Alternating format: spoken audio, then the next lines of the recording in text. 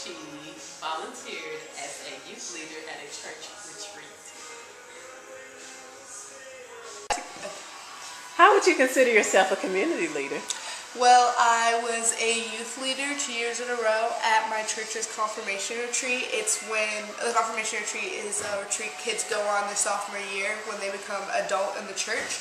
And I was confirmed early, so I was a leader for 2 years. I got my own group of kids, and I worked with them throughout the weekend to kind of build their faith, I guess you could say.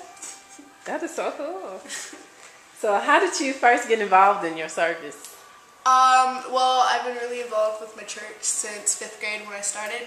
And just as I got older, I would go on more retreats and more like mission trips, and I kind of bonded with a lot of the kids that went to my church and the adult leaders, and so they wanted me to work within the church, and so I did. I volunteered. Okay. What skills do you believe are important to be a volunteer, and why? To be a volunteer, you got to be willing to do it. It's not something that can be forced. It's something that you actually want to do. Because if you are forced to volunteer, you're not going to put your full effort in, and you're not going to get the true value out of it. What are some of the things you do in your role? I guide the kids to make the right decision, to be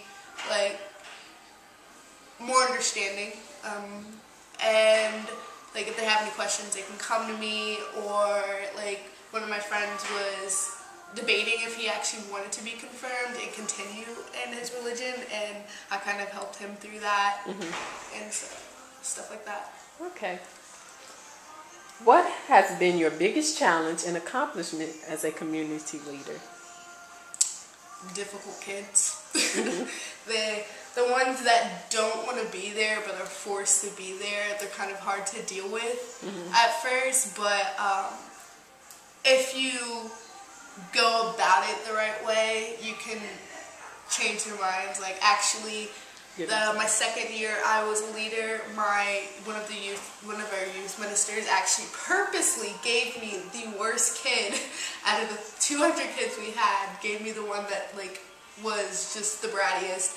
She was 15 and she just did not want to be there, had an attitude with everyone, and was just mean to everyone, and purposely gave her to me because I was the only person that could handle her. Oh, that is so good. She loved me by the end of the weekend. That is good. What are words of advice would you give a volunteer? Be patient, because even though when you go to volunteer at the beginning, you're like, I want to do this, it's so fun, it's going to be so much fun, but it's not always fun. It takes a lot of time and effort, and it's more than just fun, but if you're just patient, then in the end, it's worth it. Okay, is there anything else you would like to say? Volunteer. Okay. Thank you, Jasmine. You're welcome.